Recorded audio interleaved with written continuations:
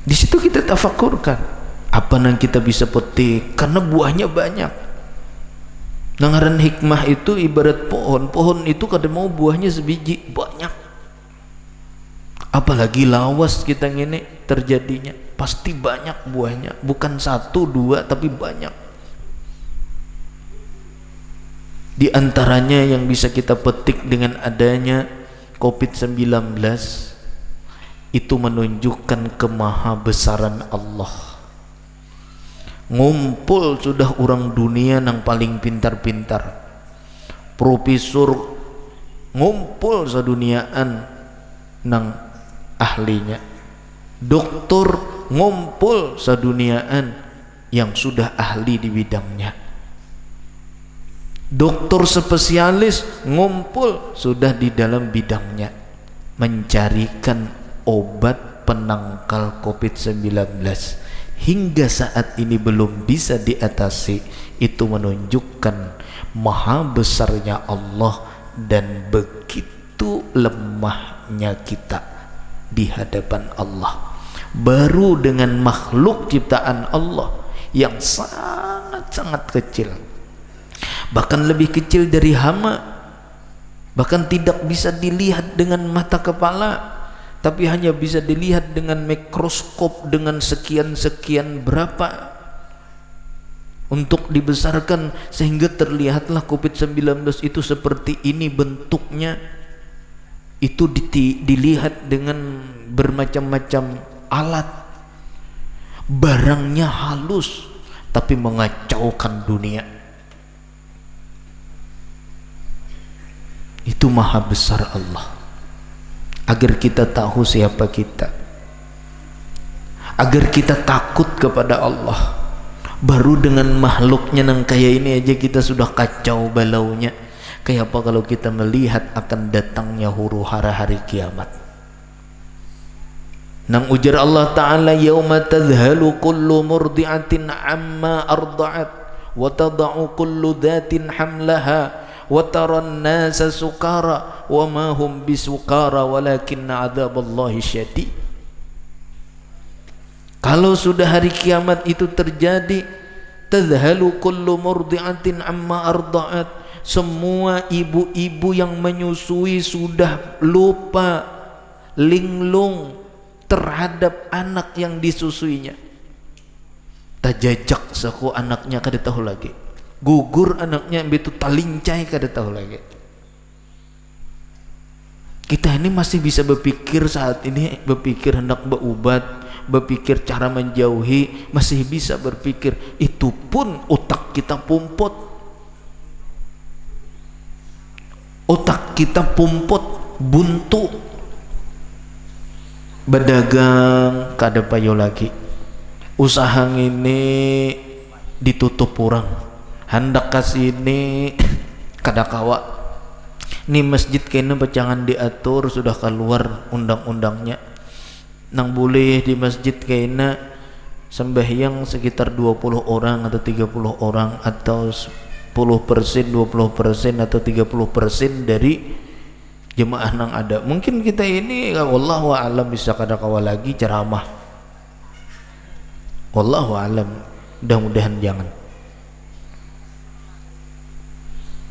Nih lemahnya kita, lemahnya kita ketika kita diobok-obok oleh makhluk yang kada terlihat,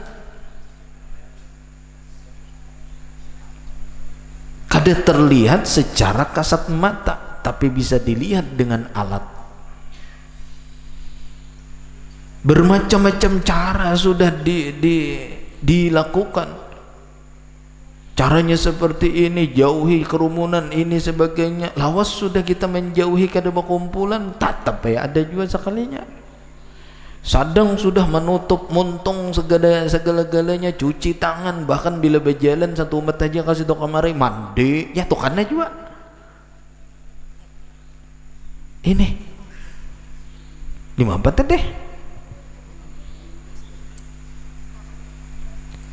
Apa yang kita petik?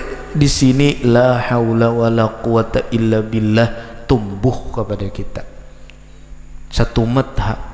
Kalau Tuhan hendak mencabut cabut nikmatnya kepada kita sebentar. Puluhan tahun nang silam kita bebas untuk pergi haji, pergi umrah sebanyak-banyaknya boleh. Saat ini agar kita tahu di Tuhan, penyakit ini mengajak kita agar kita tahu dengan Tuhan, agar kita tahu dengan Tuhan. Makanya ada sebuah perumpamaan, ini ada satu tunggul, ini tunggul, kemudian ditaruhlah di atas, kemudian taruh lagi di atas, taruh lagi, ditumpang lagi di atas, taruh lagi, tumpang di atas, taruh lagi di atas, sampai 6 atau 5 tingkatan naik ke atas. Bagaimana caranya agar kita mencabut nang di bawah ini, nang di atas ini kada tahambur? Kawalah yo kira-kira. Ini satu tunggul di bawah, diandak barang di atas 1, 2, 3, 4, 5 dan seterusnya. Kita ambil nang di bawah, kawalah kira-kira kada hancur, kada tahambur nang di atas. Kita mengambil nang di bawah, maka nang di bawah ini barangnya lunjung. Di atas nih betumpang-tumpang, nang diambil harus tunggul, nang di bawah ini tunggul. Bila kita juhud nang di bawah ini, di mapa sakira nang di atas tuh kada tajungkang, entah kada tahambur. Kawalah kira-kira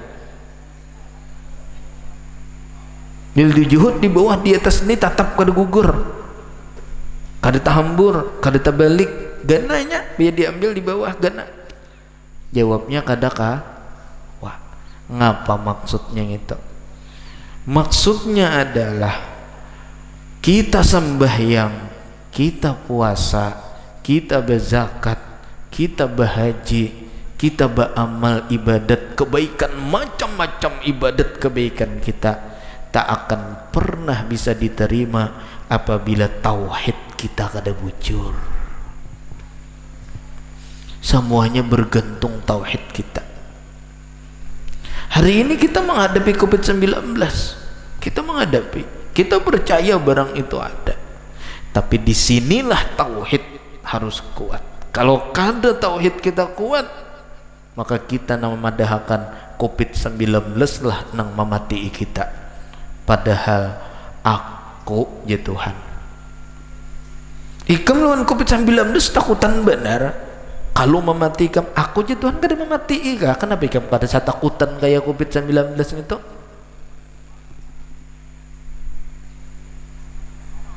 Ikam lawan COVID-19 itu menokopi montong aja mati-matian sudah. Mbah pang kada ada COVID-19 semalam, orang kada ada nang matinya kah?